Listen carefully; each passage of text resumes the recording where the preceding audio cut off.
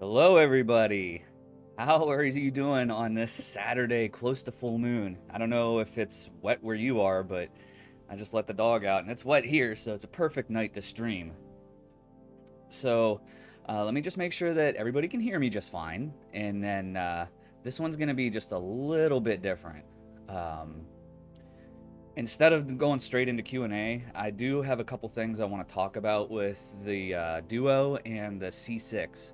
And I'll just go over like my past month of using those and some things I've learned, and then we'll get into a Q&A after that. So just to be sure, you guys can hear me, right? I see that Astro Venture is here from Utah. What's up, man?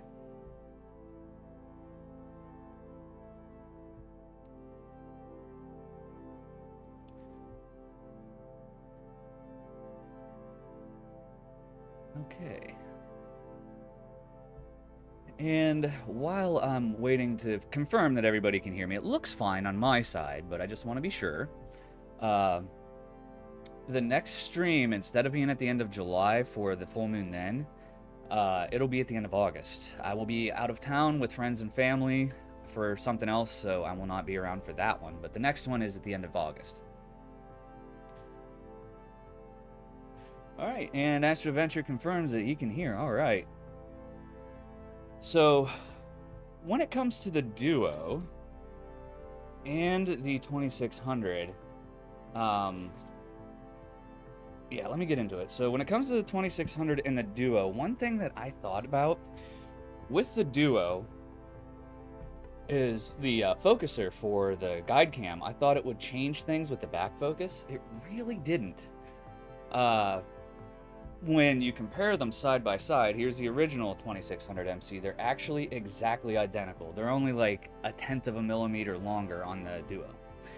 So, as you're gonna find out here soon, when you go to do your back focus, if you already have something like a 2600, just use the same spacers. Well, use the spacers that come with this. They're bigger, but yeah. So, let me grab real quick. There's a couple key differences of the Duo versus the 2600.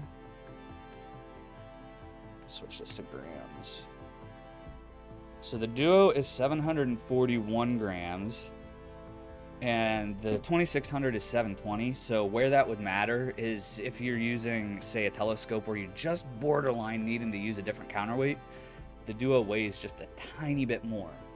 So keep that one in mind if you're planning on getting one.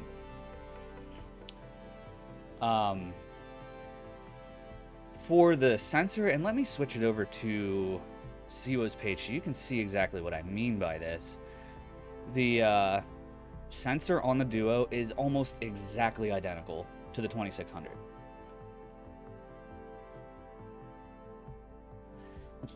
And if we look here, it's the same chip. It's the IMX571, which is a fantastic chip. Using it on both of these has been just an absolute dream with them. Haven't really played too much with the video mode on the Duo yet, but apparently it's a little bit faster. One thing to note is that there is an extended full well mode, so that just means it's a little bit better at collecting photons than the original 2600. And there's a better buffer, so when it's transferring your pictures to your ASI Air or your laptop, it's a little bit faster. But the big thing to keep in mind when you switch is that your adapters are much bigger. So this is the one that comes with the Duo, and this is the one that comes with the 2600. So if you need to buy a couple of the little adapter rings that go inside here, make sure you do that. I believe the Duo comes with one, so if you need extras, you might need to grab a few.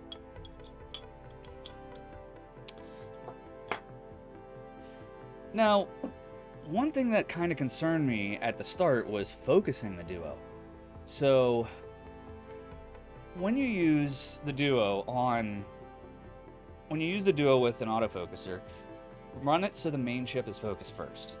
And then after that, like I said, whoop, wrong camera. This is the focuser for the guide camera. And the nice thing is that there's a stop point on both sides, so you're not gonna just keep screwing forever and ever. You will have a place to stop. And the nice thing about it too, let me take this off.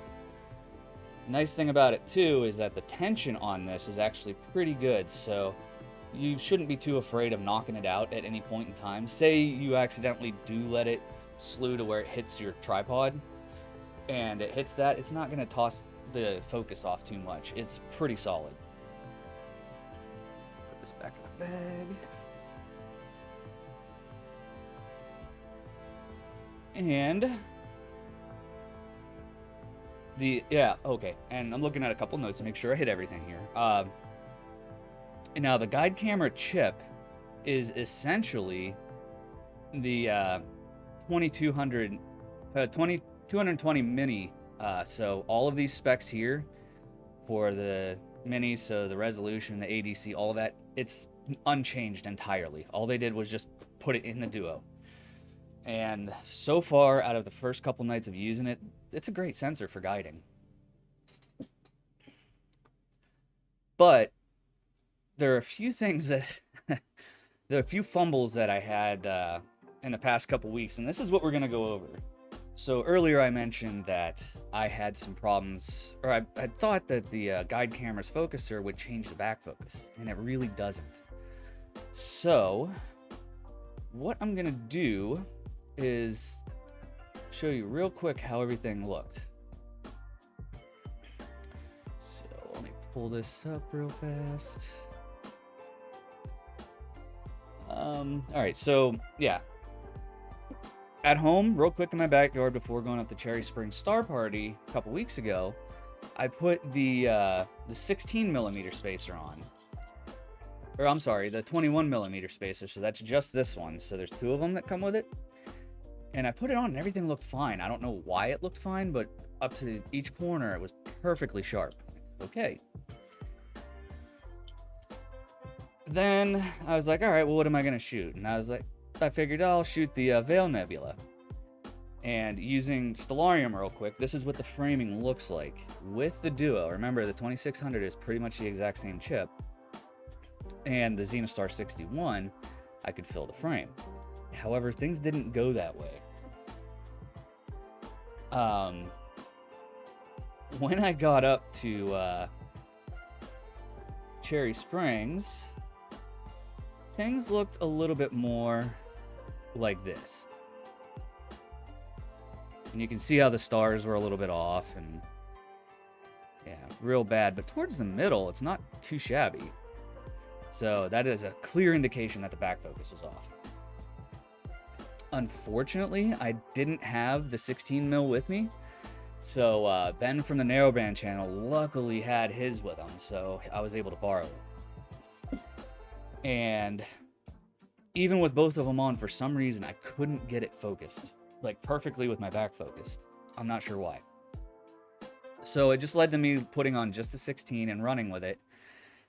And then again, it still looked bad. So I decided instead of one shot like this, it would just be two shots. But as much as I played with these two panels in the past couple weeks, the stars won't merge on that at all. It's actually pretty horrible. So last week, I went camping with my brothers and some friends, and we knew that Saturday night was going to be at least a little clear. I figured, cool, I can bring the AM5 and the Duo and do some troubleshooting. And I did that. And when I got done, what I did was I went with one spacer, then the other, and then both. And I finally got the back focus dialed in. Now, there's a few things that I noticed. And I have to pull up a video here. When the back focus is off, this is pretty much what your guiding is going to look like with the guide chip in the Duo. It's not very good. And even though the stars on the chip are sharp, as we go ahead, my guide numbers up top here aren't that great. But as I went through and got things a little bit more dialed in, I think it's this one, middle here. Yeah. As the back focus got a little bit more dialed in, the stars started to look incredibly sharp on the guide camera. So back focus is key with this camera. If your back focus is off on the main chip, your guide camera is going to be completely off too. Now, in the process of switching the spacers around, I accidentally did one other thing. And that's where this frame comes in. That big black circle, that's due. So, unfortunately, it didn't really go away. I ran this all night, and yeah, the dew heater really didn't get rid of a whole lot, because we surprisingly had it clear all night. But the dew heater does work. There's one thing in the settings for the camera where you can turn on and off the dew heater. I just wish that they would put in somewhere where you can say, hey, by default, just turn it on. Because if you live in a humid area like I do, you're going to need it.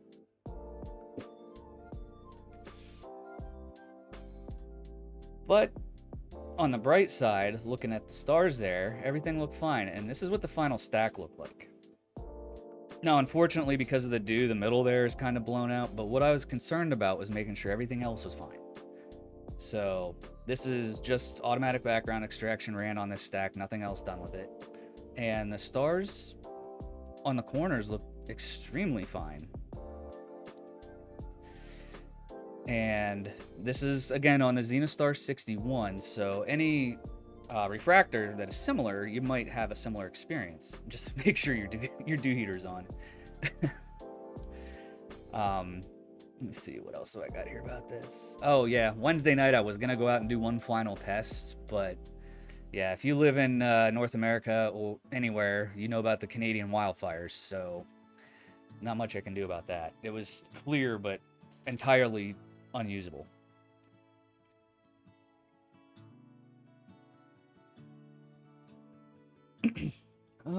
Scroll my notes here. So far my initial impressions with the Duo, and we'll get into questions here in a little bit. With the Duo on a refractor, it's actually pretty great. After I dialed in all of those problems, like I said, make sure your back focus is good. And once you have your guide cam focus, things will stay nice and sharp. But on a refractor, it's fine. However, I haven't put it on the C6 yet. That's going to come up soon. I'm going to be doing that in the next month. But the guide camera, like I said, I was concerned about how to get it focused and all that. But really, once you have your main camera focused, focusing the guide camera is very simple. And when it all works together, it works seamlessly. So, kudos to ZWO, ZWO, whatever, you know, I like to call them these days. It's a good camera under first impressions, but I still want to give it a couple months of giving it some work and seeing how good it actually is.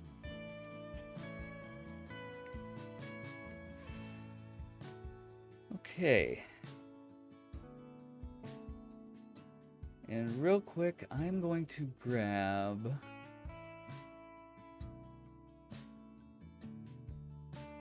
I do see some questions. Yeah, I'm going to get to those here in a second, but I do want to grab one thing. We're going to talk about the C6 here in a second, but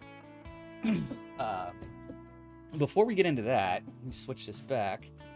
I have been getting some questions on how you can support me outside of just watching the videos. I did just launch a Patreon. You are under no obligation to join. It is completely your call. If you do, thank you. But I have 6 tiers here, and I'm keeping the prices kind of small. Just, you know, I don't want to break anybody's bank. We already do it enough in this hobby. But the reason I chose Patreon is just in case there's ever a problem with YouTube, I still have a good way to get some content to you. And a few examples of things that'll happen is at the $5 a month, I have a Google Drive set up with all of my images, except for ones that might be upcoming in a video or I'm still working on. You can practice with those as much as you want. At the $10 a month, we're going to do group calls. So if you're having problems, maybe I might not have the answer, but somebody else in the group might. And I already have those scheduled. So up until the end of the year, I believe. And then ultimately, my goal is to be able to go around the state of Pennsylvania and preserve Cherry Springs. So that's what the high tier is making sure I can get to that goal. But like I said, you're under no obligation. If you want to join, cool. If not, hey, you know, I get it. But let me talk about the C6.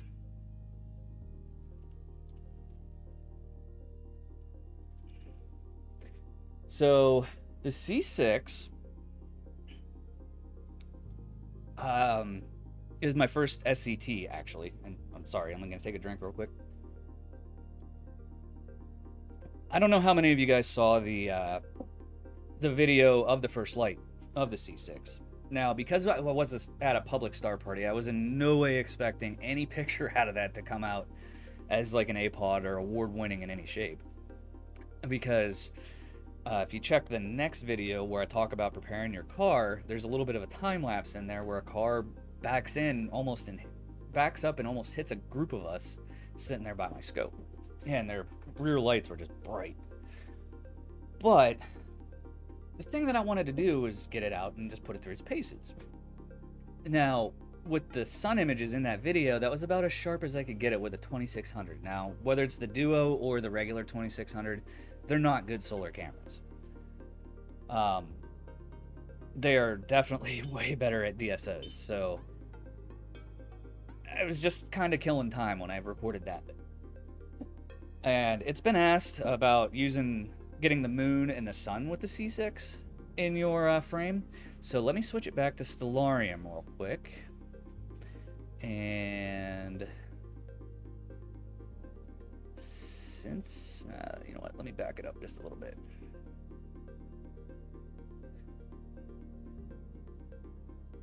So let's put it on the C6. Well, this is the same. This is a Nexstar SE, but it's the same specs. With the 2600, it really fills the frame. And with the reducer, it's a little bit less, but that is in picture mode. If it's in video mode, it's going to be even less. You'll actually only get like that in your frame. And I'll show you what I mean here in a second. I'll pull up one of those clips. For the moon, it's pretty much the same.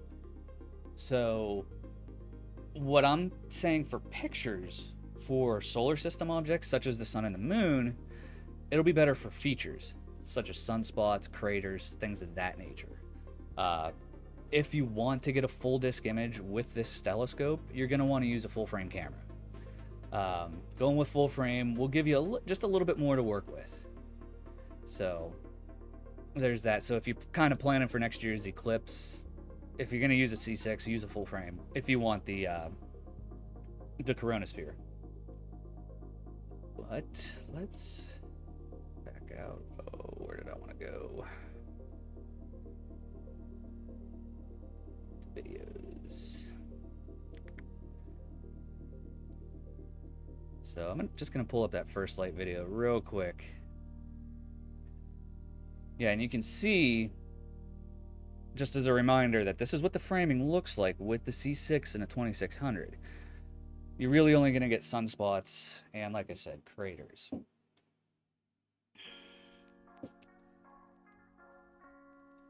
Now, for deep sky objects, let's get rid of that for a second. I know I have you somewhere, actually. For deep sky objects, remember I did do the pinwheel that night, and that was on the 26th, yeah. Now, this picture here is for the supernova, primarily. I wanted to make sure I had the supernova. And I got it, but I started noticing some things, like up in the corner, these stars are just not good. So, okay. So for Cherry Springs, I grabbed the reducer. And up there, I decided to shoot the crescent. Now, the other thing I did too with that is put on the autofocuser, which helped with dealing with the mirror flex that happens a little bit overnight, but it still wasn't very good. And one of the things about the C6 that you're going to notice here in a second, as soon as I point it out, is that the mirror flexure on it is very apparent in the picture. So with the crescent here, you see where I'm drawing the circle here, all the stars inside the circle are nice and sharp. Everything outside of it, it's pretty bad. But remember, the C6 is a visual telescope. It's primarily built for visual. Where I see this thing shining is stuff like, if you want only the Crescent Nebula, or only the Helix Nebula, or say Jupiter is at opposition, and you want to get a shot there with maybe a Barlow. But going with the fully filled out picture, deep sky with this telescope, probably not the best. But with these couple problems here with the C6, when it comes to the mirror, there's not a whole lot you can do with it because of how it's designed. What you can do instead is like I mentioned, some specific targets. Choose your targets wisely. So choose the stuff that isn't necessarily going to fill the frame, but you can still get some detail out of. I know one of the big ones I really want to get this winter is Thor's helmet. So the C6 is definitely pointing that way. But that means that it's still going to put the work. I don't consider the telescope a failure at all. Celestron made a great scope. But just got to play around with it a little bit. And because I mentioned that it might be good for lunar features, that is something I definitely want to focus on a little bit too, is getting some of the craters and try to get, you know, like the X on the termination line during first quarter, stuff like that. But overall, both are pretty great in their first few months. I've had a couple stumbles with them. The Duo is a fantastic camera in its first couple weeks. Like I said, I want to beat it up a little bit and see what happens, but we'll have to see what happens in a few months. Real quick, that's all the notes I have on the C6 and the Duo. If you guys have questions about them, go ahead and start firing them away. I'm going to start reading through chat and start picking up on the questions that were already asked.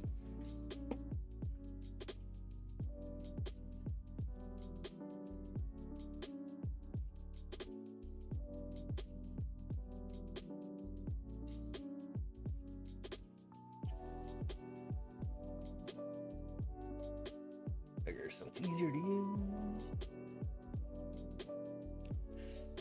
Okay.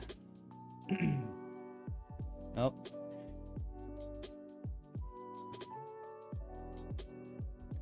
Why are you not working?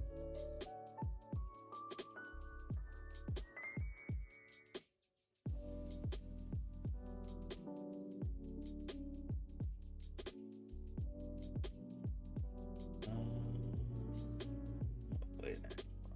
There we go.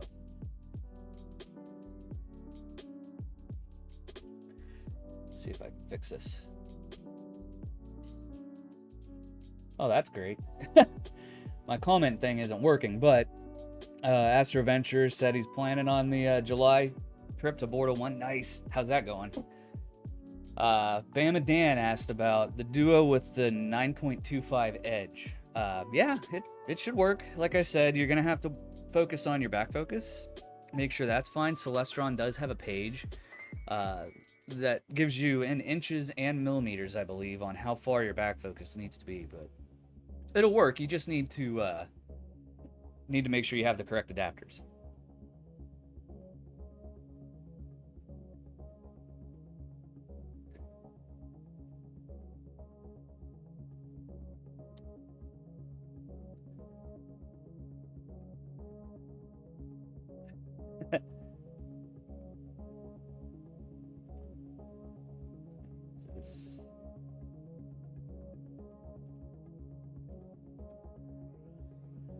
Huh.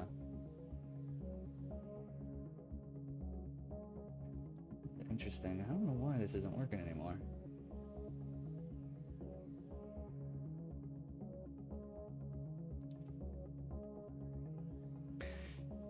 Oh, so, yeah, my comment thing isn't working right now. I'm gonna have to fix that. But the Go Kid said is working to collimate the problems away on the C6. Guess that's not gonna work.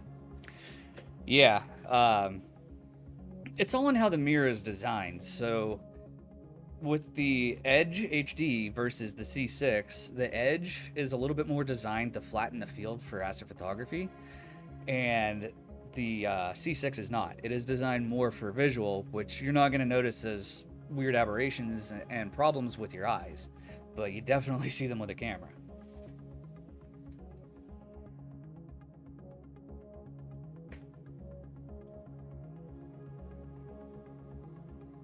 But keep them coming, guys. Got plenty of time for questions.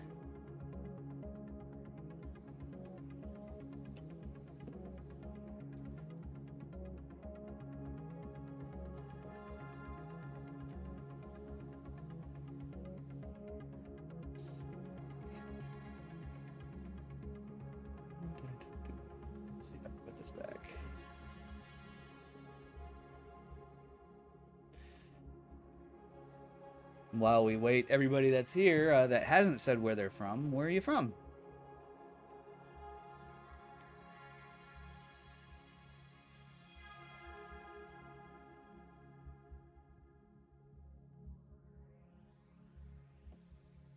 So the Go Kid asked about using filters with the Duo. Yes, you will. In fact, give me 1 second. Just gotta grab something real quick.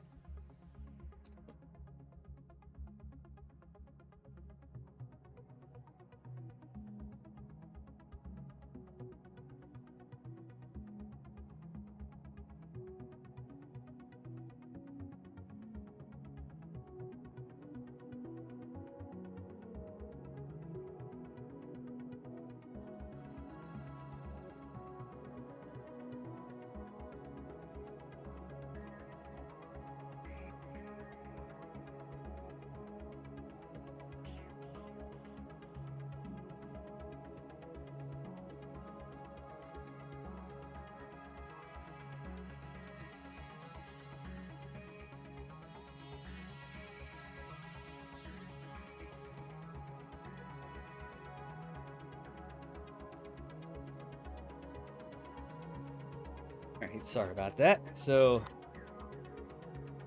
I do believe...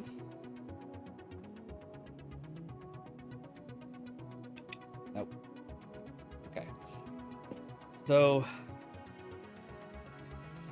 keep in mind that you're still going to have to use a way to hold them. So, for example, I would use the filter drawer, which I have here. When you put a 2-inch filter over the Duo, it's going to look something like this.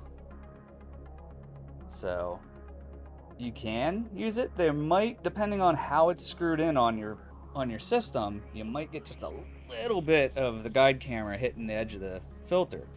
But it'll work for like tri-band and dual band filters, stuff like that. Anything above 7 nanometers in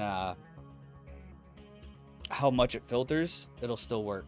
When you get into the like really heavy duty filters that are only letting in one wavelength of light through, the guide camera is going to start having some problems. So using something like Optilong L Enhance or even the L Extreme will still work. I think it's the L Ultimate that would cause a little bit of a problem with the Duo. I have to look at the specs on the Ultimate, but I believe that's the one. Same with the astronomic equivalents and stuff like that.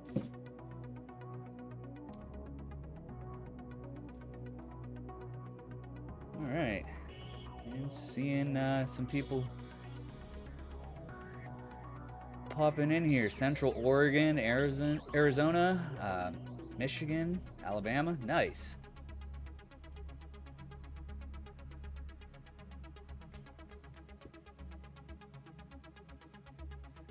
Oh, yeah, Zach mentioned how large the imaging circle produced by the C6 was. I did not mention that. It still is kind of small, but I was using the reducer at Cherry Springs. But even still, with this specific image, this is with the reducer, and the stars on the corners are still bad. I mean, it's not a failure, it's a learning curve. It's a learning thing, learning process for this scope, but yeah.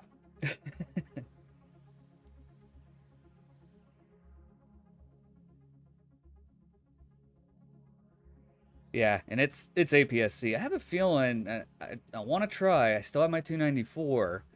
I want to put that on the C6 and see how the corners are, because that's a 4/3 camera.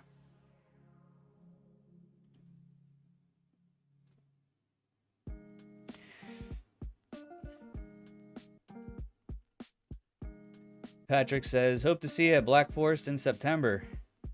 Yeah, hope to see you too, man. Saw a bunch of people at Cherry Springs the last couple weeks, and it's a lot of people. Oh, one thing I forgot to mention about the Duo versus off-axis guiding versus using a regular guide camera with a guide scope.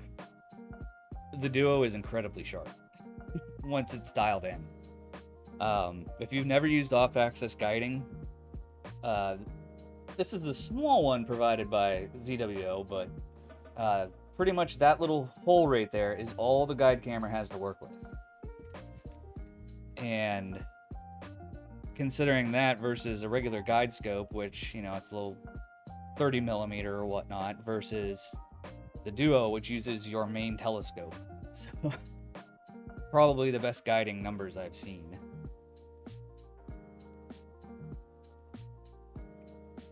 Perry says, for now being new, using the 8SC and 224MC with UVI or cut filter for planetary, and whatever you can catch. It's not a bad plan. In fact, give it 2 months. Jupiter and Saturn should be up early enough that you don't have to stay up all night to get them.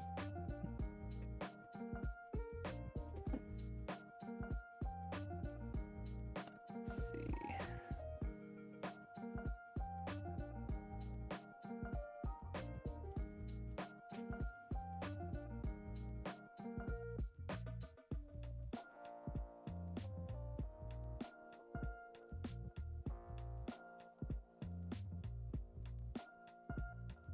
Zach says the 533 and the 294 might be some of the last sensors we see for dedicated Astro. Not a whole lot of development going on with 4/3 format anymore. APS-C is going to be the new small. Yeah, I agree. Seems like everything that most of them are putting out are not 4/3 anymore. And that the 4/3 might have just been a holdover from the CCD days.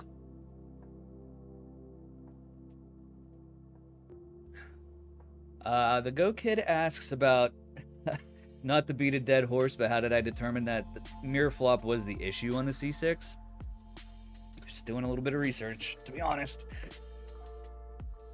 I knew going into it that scope wasn't going to be beautiful for photography, but it still has its uses. Let me pull this up. Give me a minute to find it.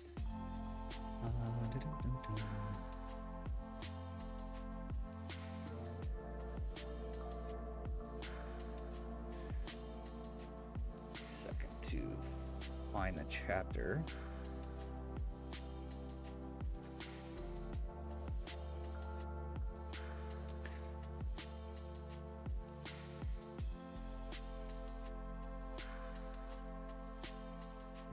And there we go.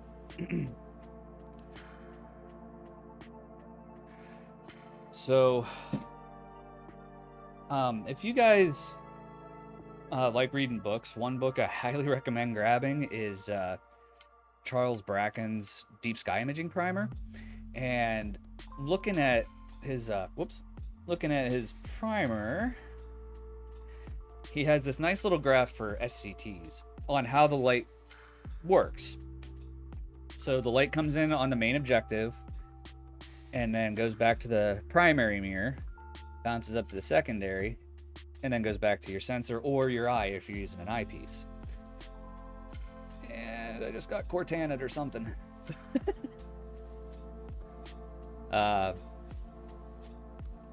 With the Edge versus the C6, the way that these mirrors are designed are just a little bit better for correcting the flattening issues that you see in the pictures. And I'm trying to make this as easy to understand as possible. So one way around that on stuff like an Edge is instead of using two mirrors, you use like a Hyperstar or something, and you take out the secondary mirror and you put your camera right here. And that corrects for a lot of the field flattening stuff, but it also reduces your focal length. But if you want to keep that deep focal length, you're going to have at least a little bit, even on an Edge, at least a little bit of problems with your stars in the corners.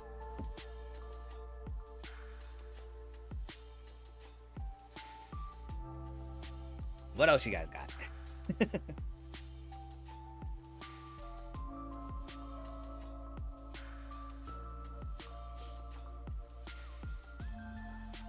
Chat back up over here.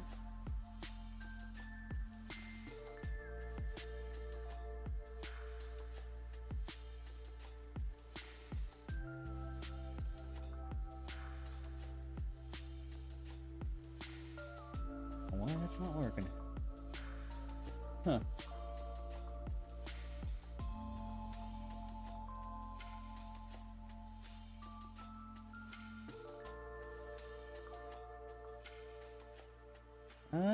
Just waiting on any questions you guys got at the moment, because I think I've caught up.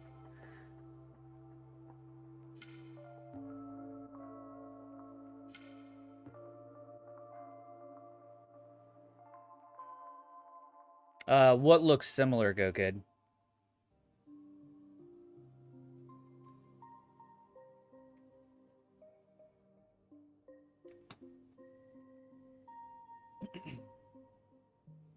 It's a little wet outside.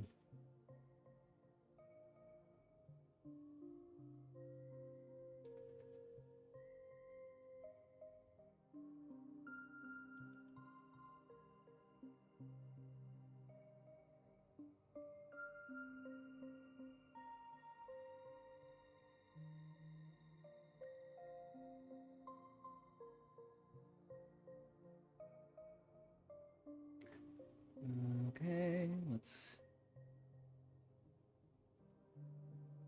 The photo... Oh, okay, yeah. Now, there are ways in PixInsight to deal with that. But... you gotta, try to get them as close to pinpoint as possible. I mean, the ones on the very edge, at least in my frame, I don't know about yours, I haven't seen your picture yet. But the ones on the very edge, at that point, you're better off just cropping them out.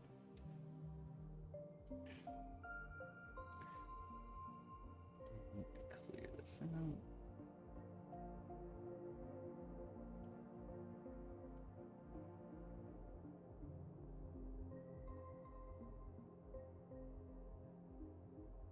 Zach says the 10 I recommended for star partying is the bee's knees. Yes. the darkroom tent. That thing is amazing. You can sleep in it pretty well even at a star party around 11 o'clock. So do both cameras need independent USB connections? For the Duo, no. As long as you just plug into your regular USB 3 here and have some power to it, that covers both cameras. So you don't need to do anything else. And in fact, if you're using extras like an autofocuser or a filter wheel, stuff like that, it actually frees up an extra port for one of those.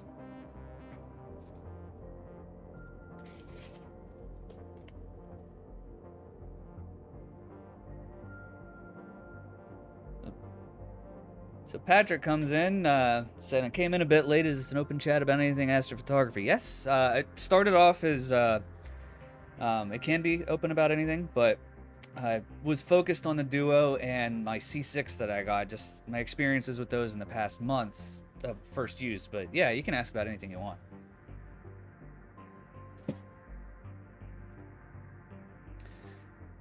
PR Astro from Puerto Rico has the C8, the 6.3 reducer, and the 294 MC in the corners are bad. Yeah, so I have the feeling that I put my 294 on this, I'm going to have the same problem. And I actually... I have it sitting right here, so... One thing I will actually say that I didn't really cover was putting the autofocuser on this. At least for the C6, this Buckeye Astro adapter for the autofocuser made putting it on a breeze, and it's very simple to use. However, once everything is on here, it is just like super tight. The off-axis guider and the filter drawer actually hit this pretty close, so yeah, it's a tight fit.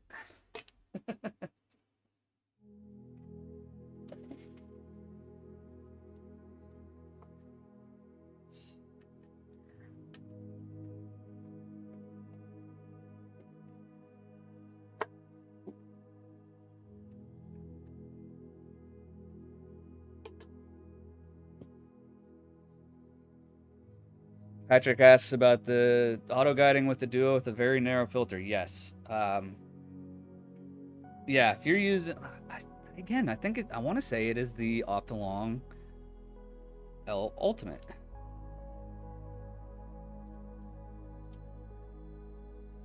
Let's look it up.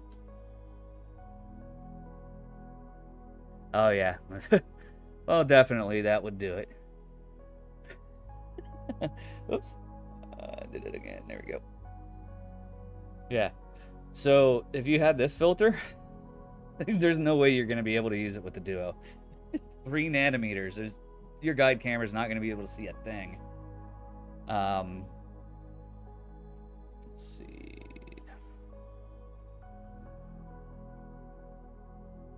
The extreme should be fine. Where's the nanometers on this one?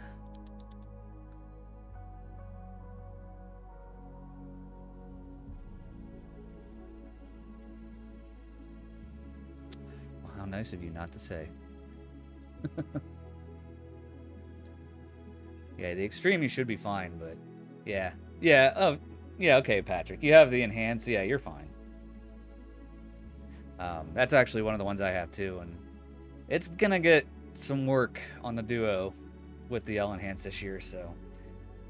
Even the observatory that I go to, it's still Bortle 5, 6-ish, so I still want to use filters there. Kind of a bummer.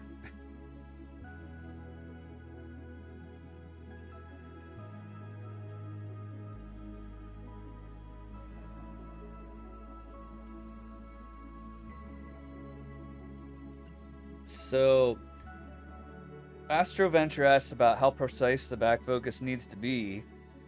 He has William Optics Zenith Z81 with the field flattener. Back focus is 5.2. Is there a lot of slop in how precise a 5.2 is? I would try to still be as accurate as possible. Like I mentioned at the beginning, I've had lots of problems with it. You can still get pictures with it being off.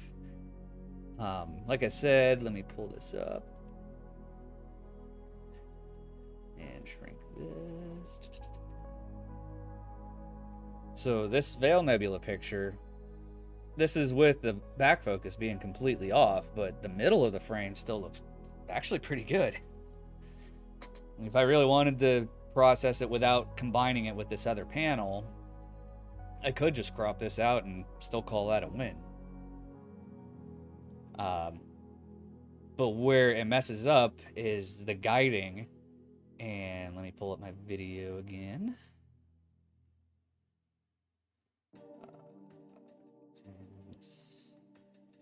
So where it messes up is the guiding, and it'll look a little bit more like this when your back focus is off.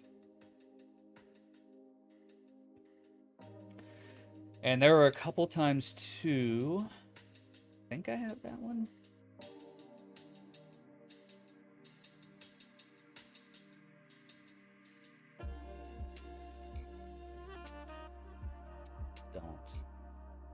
Don't. So Zach, you might remember this from when we were at Cherry Springs.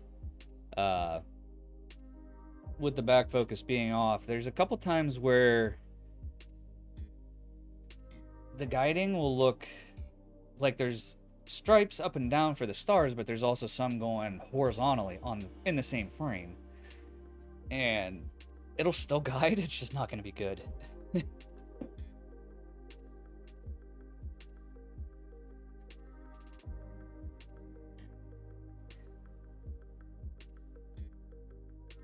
Astroventure, let me ask you, since you say everything's looking fine, you say they look good. Are they good in the corners, or do you think they're a little bit off?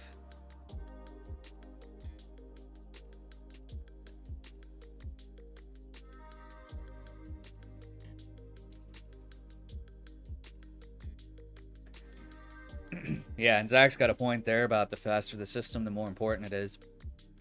With my ZS61, and I'm sure you noticed this too, Astroventure, with the adjustable flattener, you can put a filter in there, but then you have to scoot it like 0.3 millimeters to get that back focus back to where it should be with a filter in. And it is very finicky.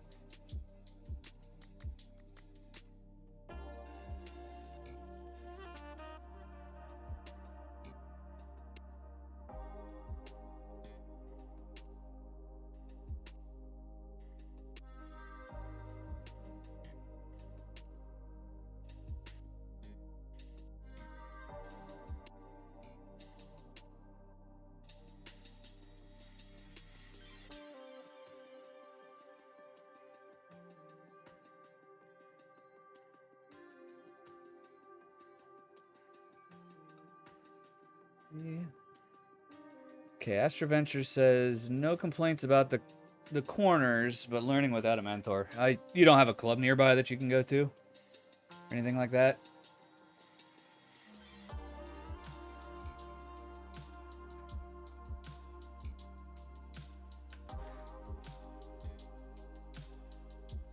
Hold on a second.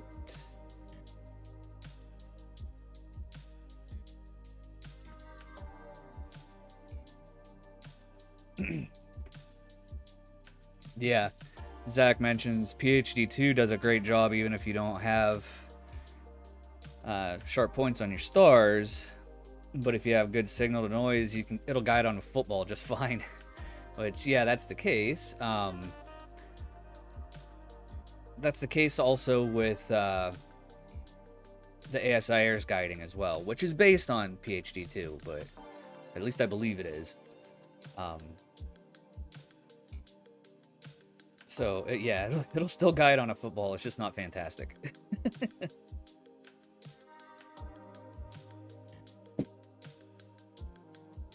Wow, that's crazy, Astroventure. Usually there's a couple photographers in each club anyway.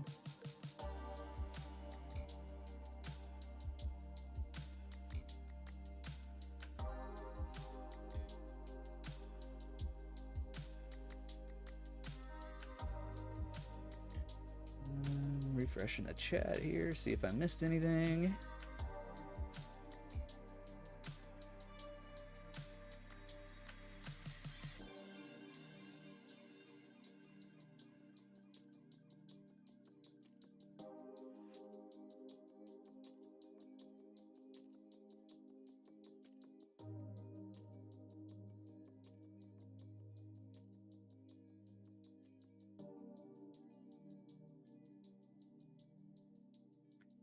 All right, what else you guys got? Ask away, anything.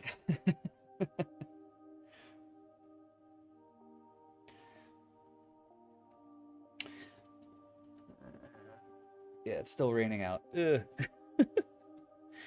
Always got to be on a Saturday, too.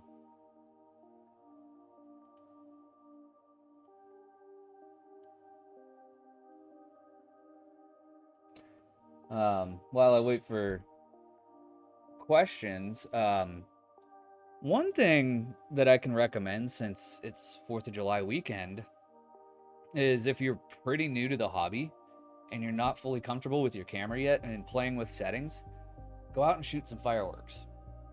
Like, take pictures of fireworks. You know, don't actually, you can shoot them off if you want, but take pictures of them. The process is kind of similar. You still have to use manual mode and use slightly longer exposures. So if you're not comfortable with DSLR yet, fireworks season is a perfect time to practice playing with the settings.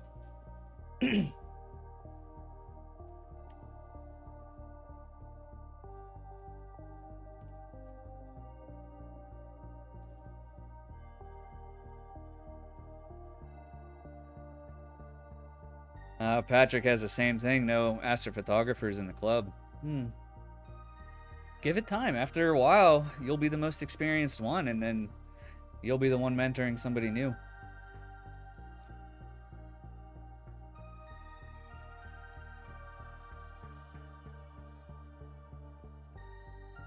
Yeah, I hear you there, Zach. Like I said earlier, Wednesday night I wanted to take the Duo back out and do one more run because it was actually clear all night, but no. I was actually outside at like 2 a.m. between Wednesday and Thursday morning, and it looked like it was foggy out, but it was just pure smoke.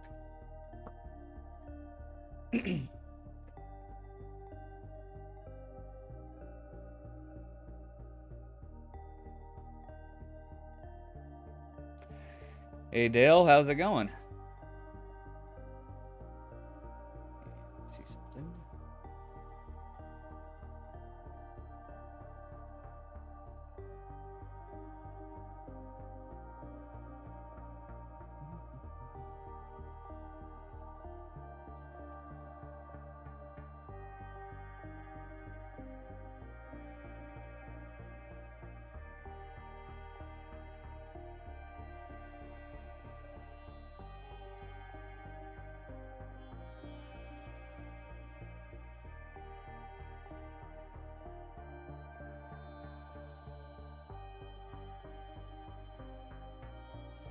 Oh, Space in Between says, hello, just got the 1600 MC to use with the SV Bony 80 ED.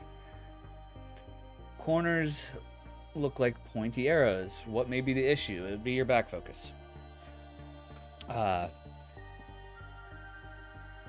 Which spacers are you using with that? So for example, I have the ones for the Duo here, and something I went over earlier.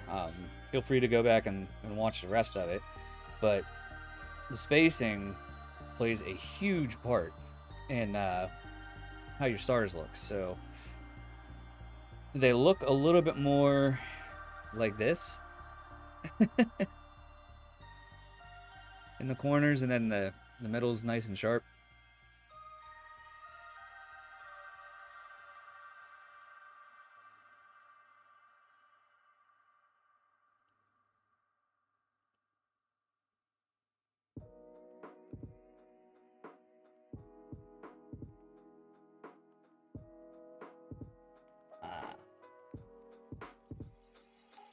Alright. There we go. I think I fixed it too. So what we're talking about is that. There we go. Yeah, fixed it.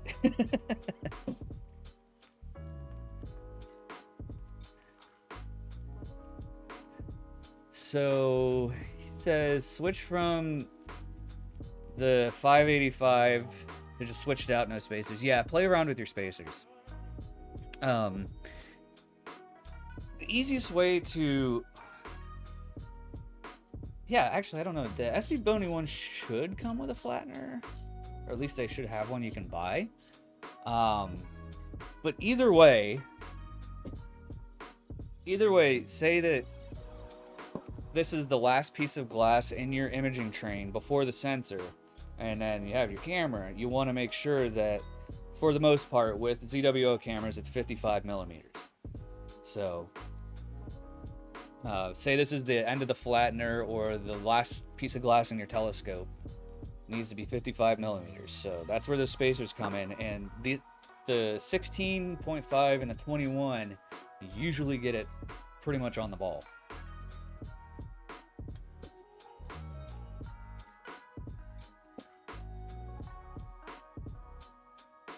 Okay, yeah, so yeah, you'll want to do your back spacing 55 millimeters from the flattener.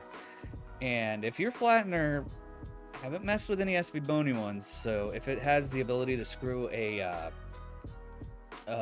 filter into it, then you're gonna need to adjust the flattener just a hair, like a third of them, like 0.3 millimeters, to make up for your filter, because it will toss it off just a tiny little bit.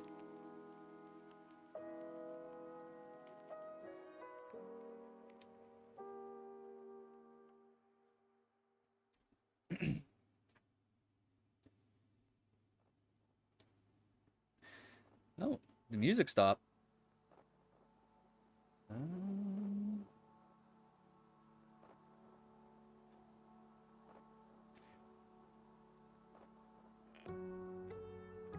See if let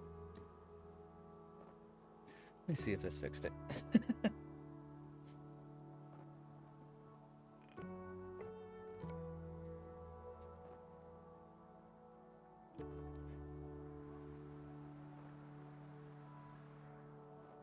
Okay, I'm gonna scroll back and check on chat. So I think my little add-on that I can use to bring up the comments is a little bit behind. Yeah, and Zach mentioned the exact same thing. Don't forget to take into account filter thickness. So, yeah, that does make a difference.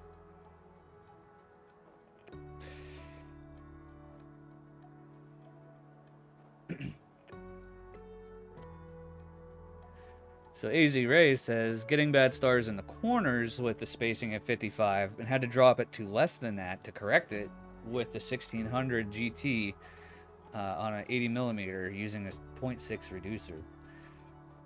Yeah, the 55 is a general rule of thumb. There are the one-offs where something in manufacturing may have messed something up, and it's either a millimeter more or a millimeter less, but 55 is usually the number to aim for, and then make your adjustments if you find it's a little bit too much or too less. Tim asks, Canada Dry? Yes. Yep. Some ginger ale.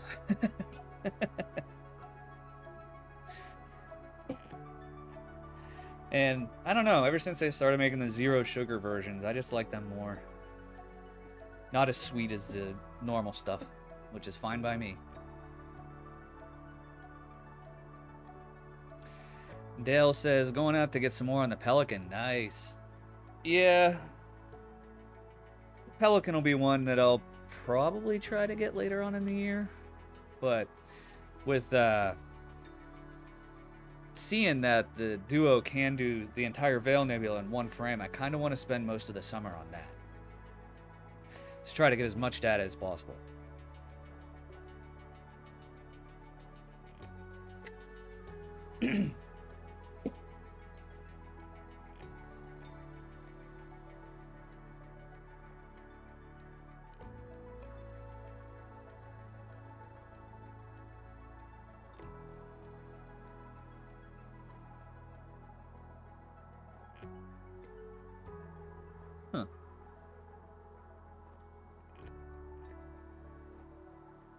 Oh yeah, Zach, I see what you're saying about the recession in there. Yeah. Uh,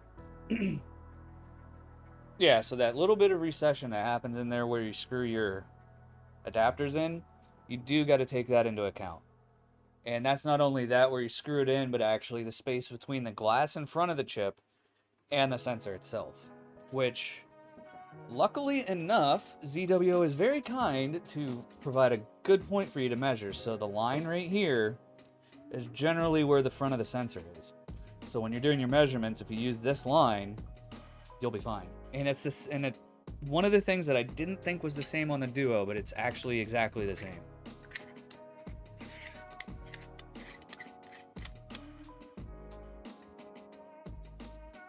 So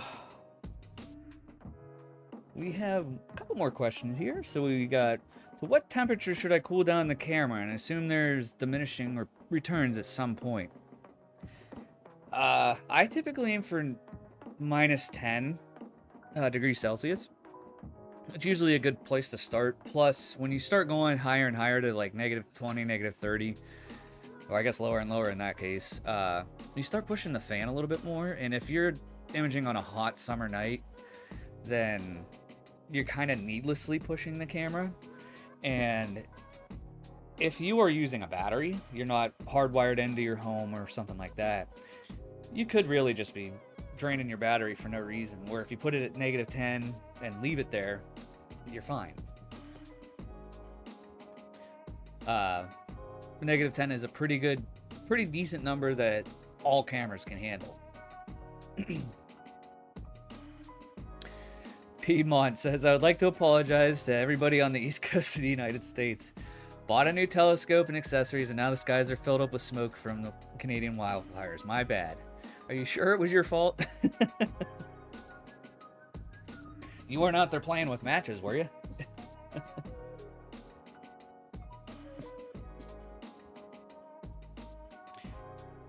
Jim says, keeping the camera at 0C for now, but it's because it's in Texas.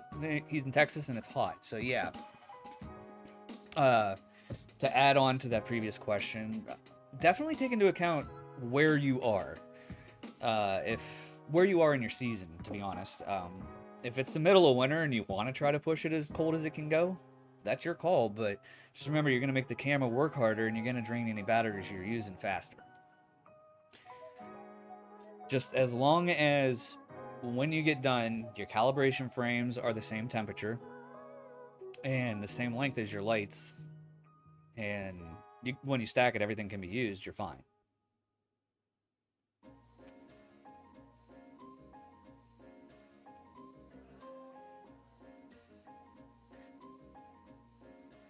Yeah, and AZ Ray says, yeah, tries to stay around -5 or so the camera doesn't have to work so hard. Yeah. One other thing you can do too is, or remember about the darks, make sure that you update your darks library at least once every 6 months. There's little changes that happen in the sensor with the electrical current that changes how the darks look. So every 6 months you're going to want to update it, and that means just pick a cloudy night, set everything up, let it run overnight in the dark in your living room or something, and get your darks library up to date. But if you plan on using your old darks library to add to more data, just make sure you save it all.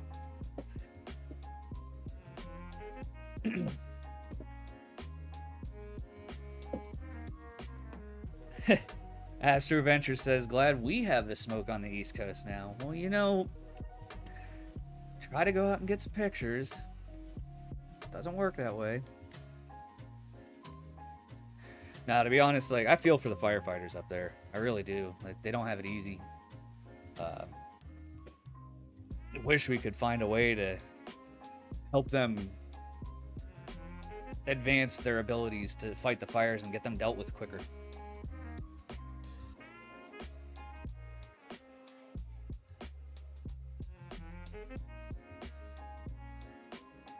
Tim says, is that 15 or 20 C until it got warmer, settled on 10 and leaving it there? Yeah, that's what I do. It's easily achievable by the camera no matter what time of year it is.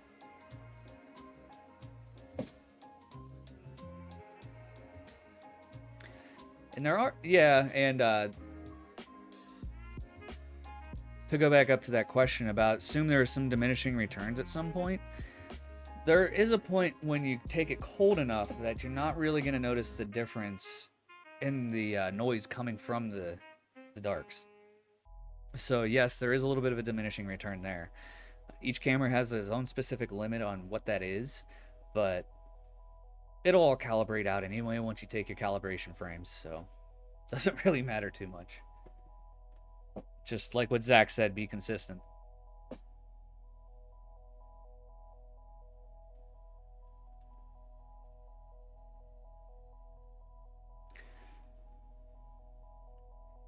You're right, Astroventure, about it making great portrait photography, but if I could find a way to dump millions of gallons of water up there in those forests to get it over with, I would.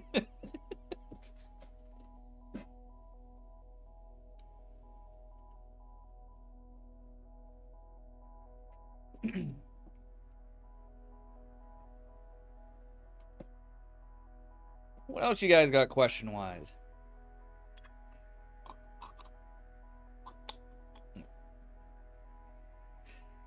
Talk about the Duo, C6, the AM5, general stuff too. If there's any narrowband questions, Zach in the chat. He's one of the Discord moderators. I just made him a mod here too, just to make sure that was done. He does narrowband and I don't, so if you have narrowband specific questions, he can help you out.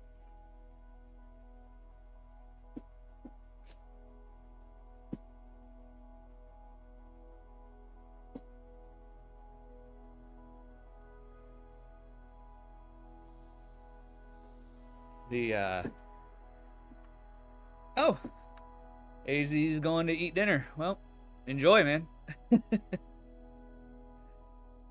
The next thing a video will be about is this little monster that I put together. So it's the 294 with the Rokinon 135 on it. And I learned quite a bit about that, but I'm going to do an actual video about it. But nice little portable for the Star Adventure setup.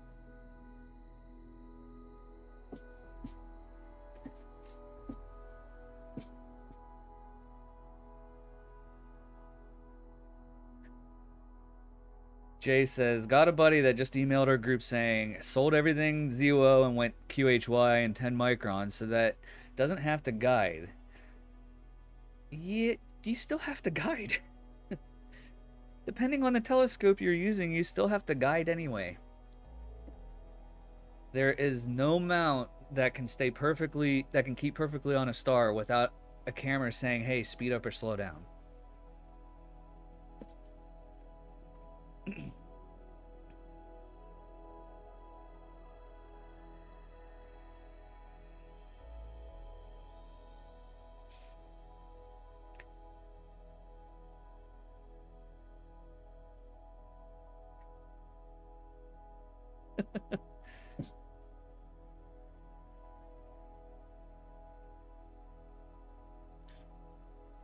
So Space in Between asks about a good narrowband filter for the 1600.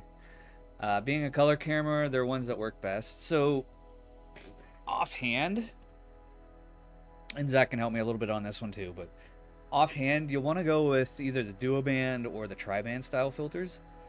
Those will help you out quite a bit in narrowing down, getting away from the light pollution that, you know, is in your area, and getting only the specific wavelengths of light you need. However, I would caution, do take a short set of pictures on the same frame without the filter, just for the stars. If you say you're using an L-enhance, your stars are going to look a little bit goofy, and I'll show you what I mean here. Let me find it.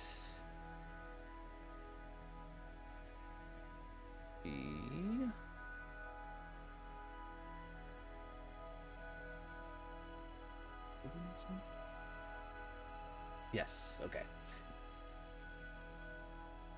So This is my Veil Nebula picture from 2 years ago, and this is with the L-Enhance filter. If you look at the stars up here, how they're very blue and red, uh, using that filter, you're definitely going to want to do a set of exposures just for the stars so you get natural looking stars. Then you use Star Exterminator or StarNet, remove the stars from the filtered one and put your unfiltered stars in. That way everything looks the way it should. But yeah, start with dual band or tri-band. Zach, I don't know if you want to chime up a little bit about that. Switch it back so you can see the question again.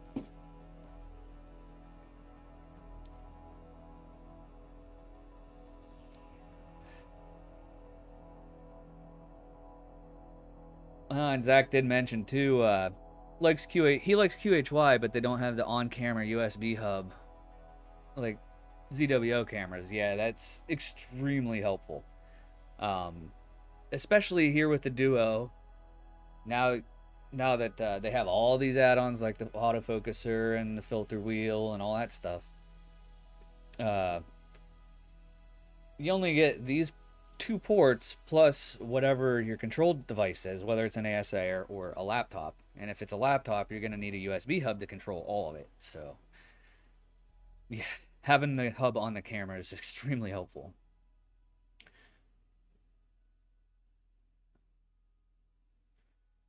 So, Astro Venture asks about suggestion on first color Astro camera bang for buck for the Zenithstar 81.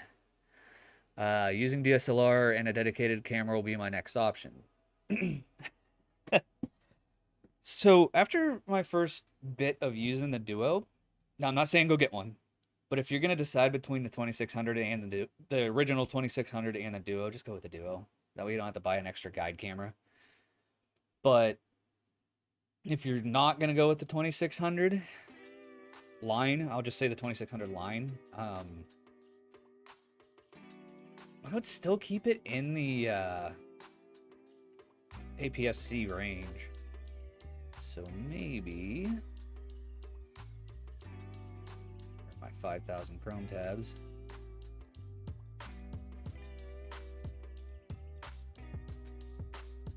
Let's see. Now I'm just guessing here, assuming Astro Venture that you're using an ASI, so it'll more than likely have to be a ZWO camera.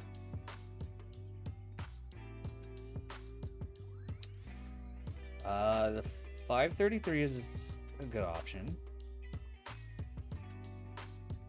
Because that one, I believe, is one of the ones without... Yeah, no, that one does. Yeah, that one doesn't have amp flow.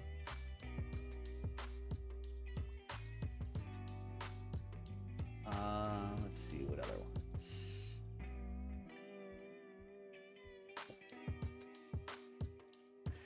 To be honest, as much as I like my 294, they're starting to be towards the end of production. Like, in my mind, like, I don't know, maybe they still have plans to produce them for 10 years, but in my mind, they are a little bit older, so I would go with the newer ones so that way you continue to have support for a long time. So the 533,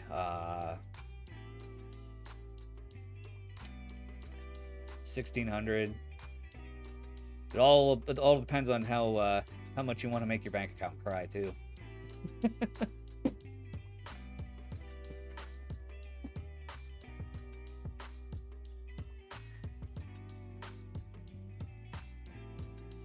Oh wait, not the 1600. I'm sorry.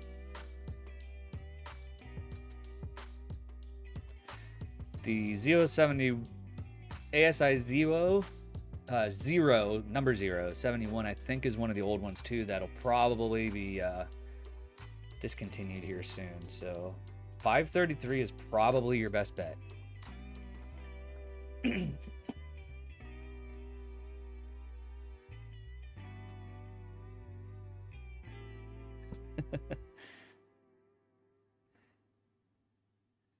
Yeah, 533 is your best bet, and then if you're willing to go up to 2000, then the Duo, honestly.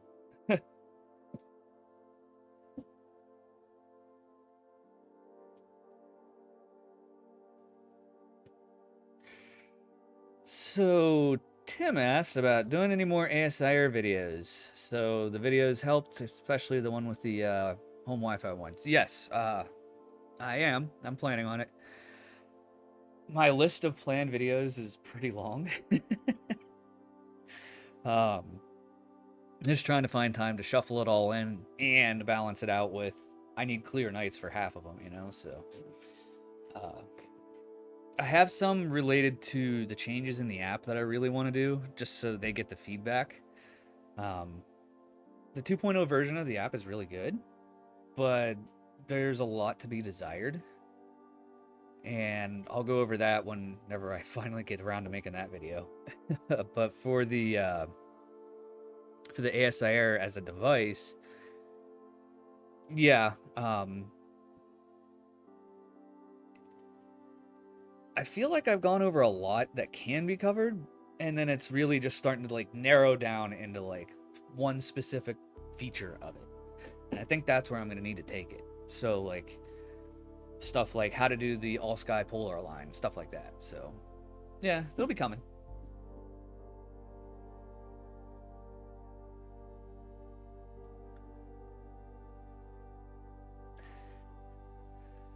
Space in between images in Charlotte. So yeah, well, I can imagine. I know what the light pollution map looks like down there.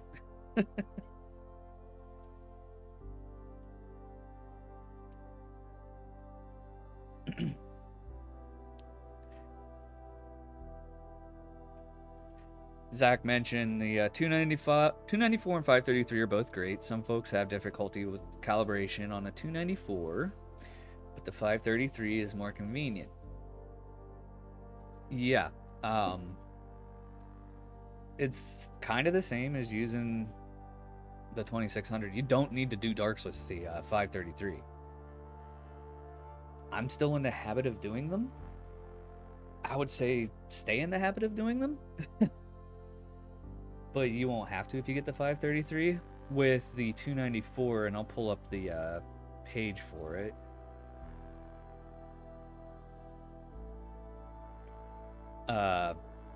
It does have some significant amp glow. Actually, the 533 page shows it better.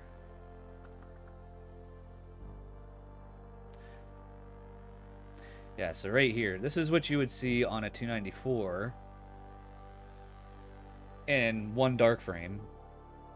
And then this is the 533. Same exposure length and all that, but the chip is a little bit different in size.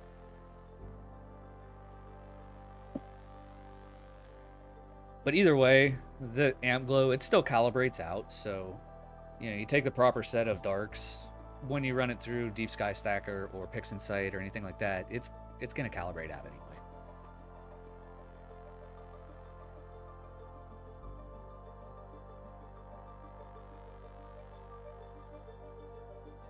So Augie mentions the air they need a search by name function like Eagle Nebula or Andromeda. I agree. They don't have like a common name, or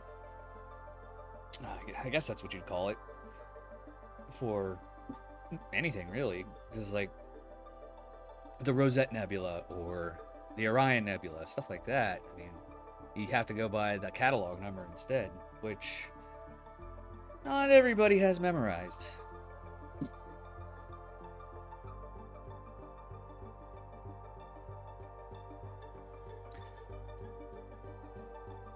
Okay. Just making sure I'm caught up on chat here. I got about 10 more minutes, and then I'm going to have to get going. Unfortunately, I have to go to a wake tomorrow, so I'm going to have to get to bed here soon.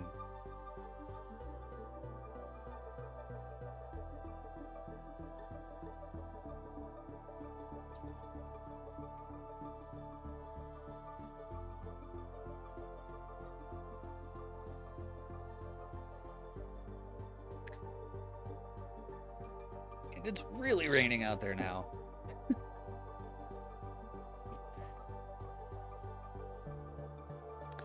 So yeah, if you guys have any more questions, go ahead and ask away.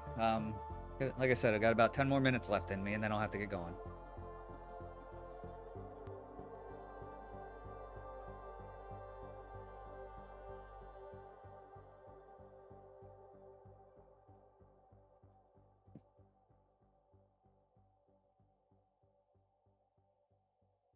Roll back.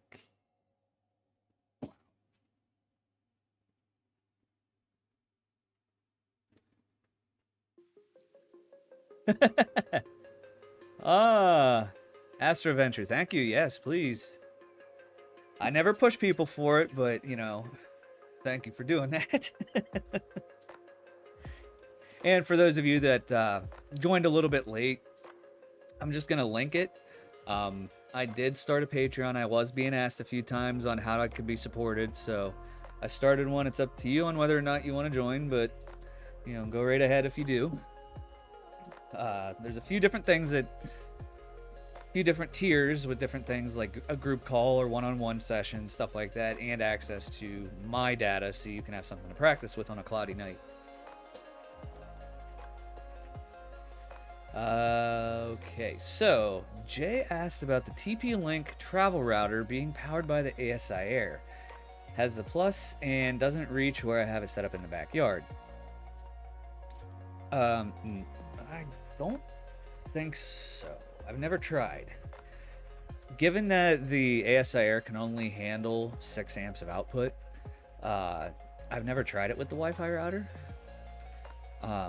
Because it's usually powering, you know, one of the cameras, or if I'm using the HEQ5 Pro, I run the power through the Air to the HEQ5. If I had it on the AM5, the AM5 powers the ASI Air, so maybe, potentially? I'll have to try it. Worst case scenario, about 40 bucks and have to buy a new one because I burnt it. I'll try it and let you know. The best thing you could do though is get just a 50-foot network cable and just run that to your Air, and then put your travel router next to your house. You can go up to 100 feet in network cable length before you start losing signal in a network cable. So if your Air and all your setup is way in the back of the yard, you can get up to about 100 feet away before you need to use a powered repeater to repeat more. So yeah, I'll try it. Try powering it with the Air, see what happens. Space in Between asks about silly question. Any idea why on both tablet and phone ASI Air does not show the pictures of any targets? Is this during auto run or is it during preview mode? Let's narrow down what you're doing first.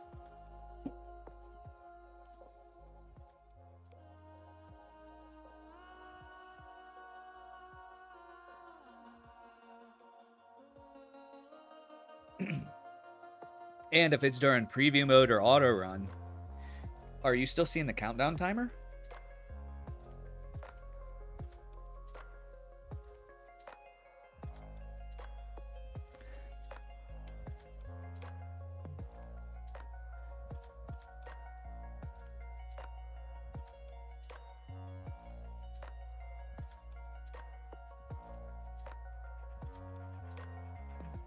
That is odd, Space in Between. You should be able to get something. What about going in to the image folder? Are you able to see them there?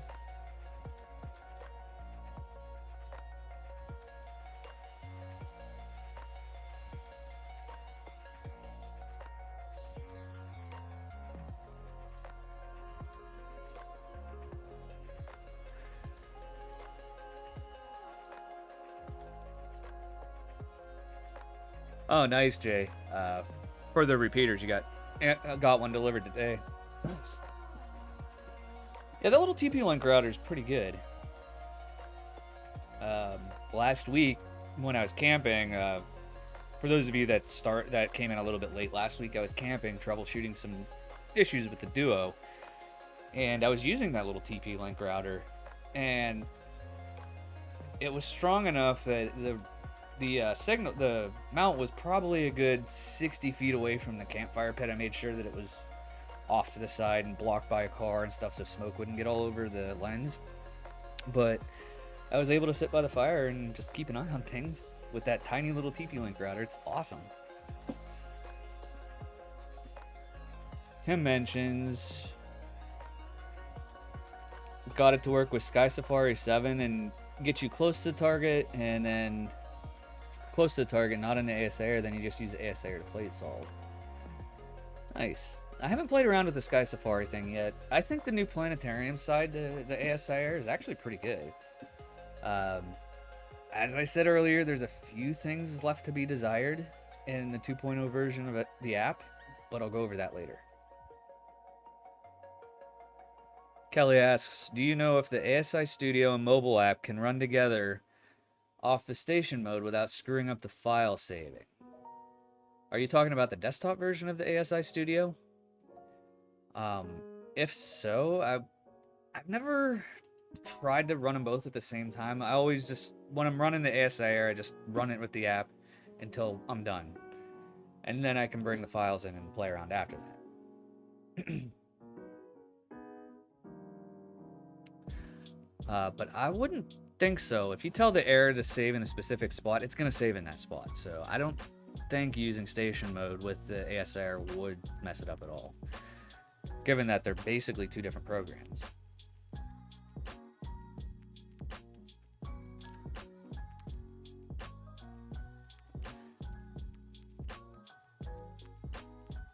Yeah, I agree with Jay.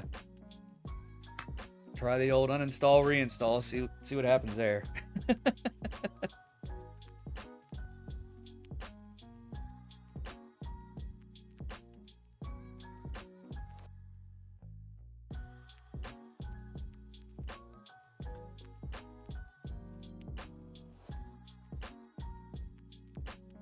Yes and no. Tim says there's a small catalog of objects in the ASAR. Yes and no. It's not anywhere near as in-depth as like Stellarium or anything like that, but there's still a ton of objects. And if anything, it's enough to get you started, which is kind of what the ASIR and what they're aiming for, is to make it easier for people to get started in this hobby.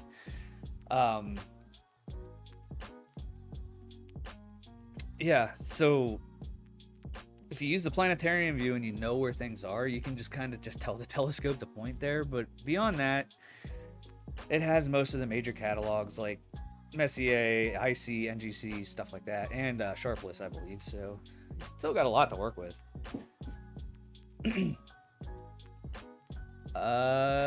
Jay Polenko asked, what is my Switch placed on? I believe it's on repeater. Let me check.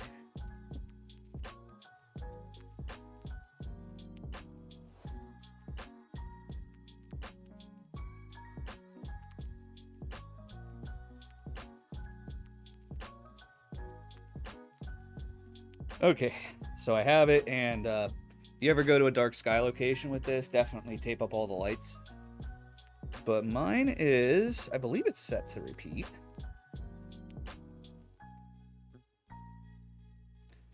Nope, it is set to AP, RNG, range extension, or client, so there you go. But I have it set up to use the same network ID as my home Wi-Fi. That way, whether I'm home or I go out to a dark sky spot, the app immediately connects to, or the device connects to this and immediately has no problems, since it's all the same. So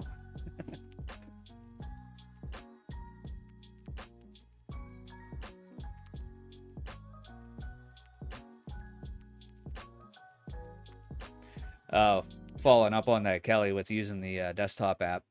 Yeah, I don't know. Just, if you're already using the ASIR app on a mobile device, you might as well just keep going with it until you're done. Don't mess with anything else. Don't mess with chances of it not working.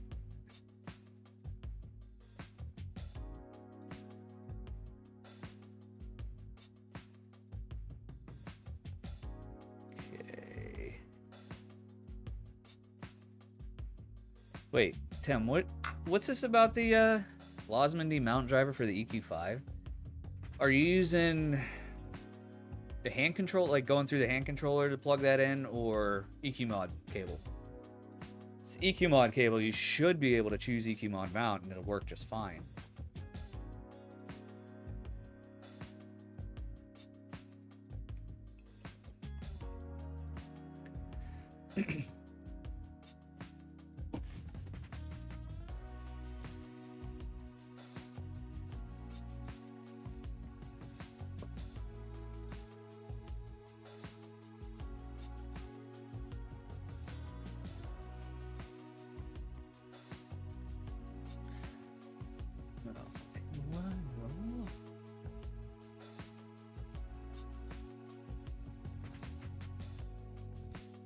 Wait for Tim to reply.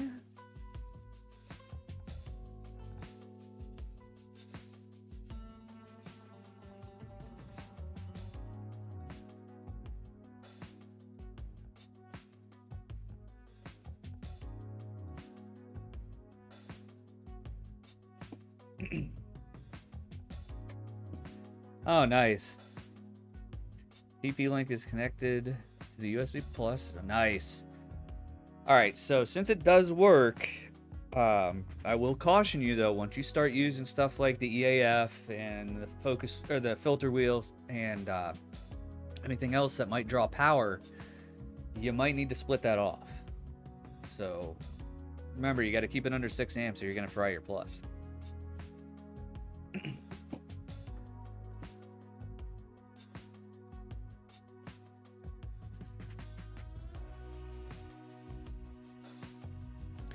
So Tim is using EQ mod.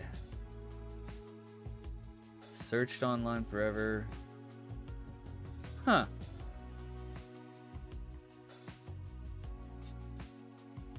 That's interesting. The HEQ5 I've had, I just used the EQ mod cable, EQ mod mount selection in the Air app, and it works just fine. So that's a different one.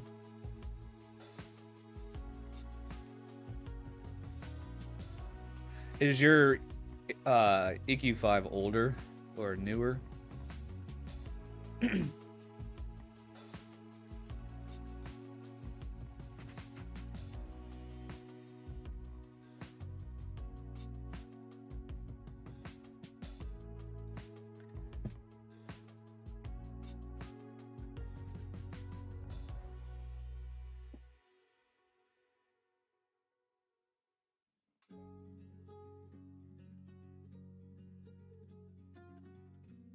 Okay. Well, we finish this up with Tim's question there, and then I'm gonna get out of here so I can go get some sleep. Got a 2-hour drive tomorrow, so yay! Oh, so your mount's pretty much the same age as mine. So I got my HEQ5 new, like, just as the pandemic was hitting, so. Huh.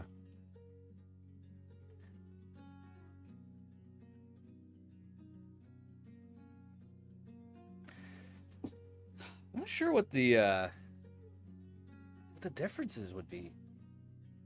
So it's not the HEQ5 Pro, right? It's just the EQ5.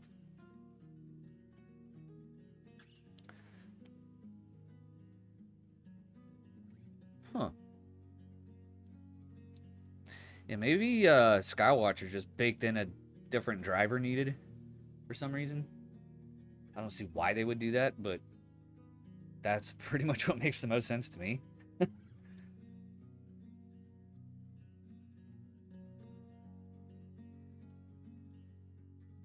I don't know if it's working with the Losmandy, and don't argue with it, I guess.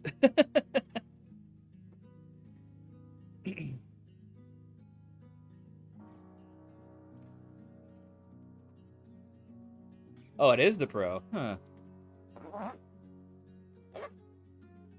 So the drivers would be exactly the same as mine, roughly the same age.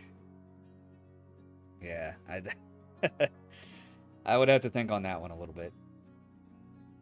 It doesn't make any sense to me. Like I said, if it's working, you might as well not argue with it and just let it keep working.